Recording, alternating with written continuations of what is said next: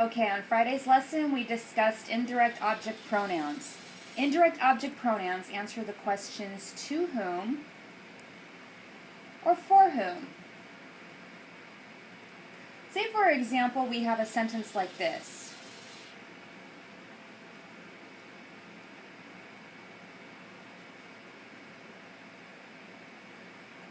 Sherry gives Bill the ball.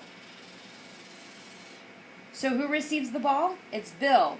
Therefore, Bill is your indirect object pronoun.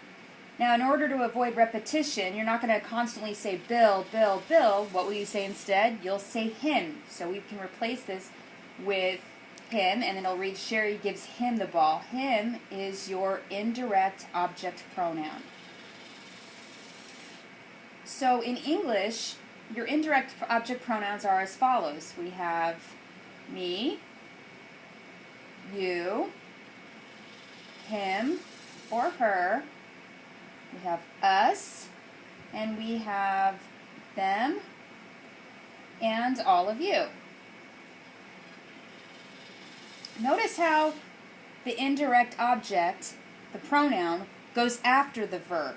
In Spanish, when you have only one verb, the pronoun is going to go before the verb.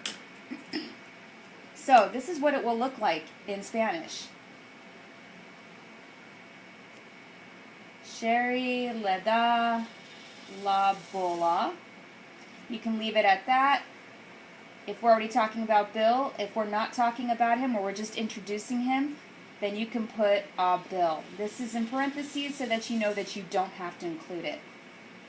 Notice that here is le, and it goes before the form of dar. Dar is your conjugated verb, and always when you have only one verb, the pronoun goes before. Here are your indirect object pronouns in Spanish. We have me.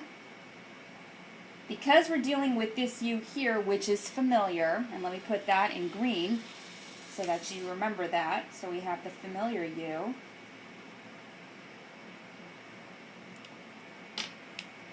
This is te. Okay. Remember that also in Spanish we have the formal you.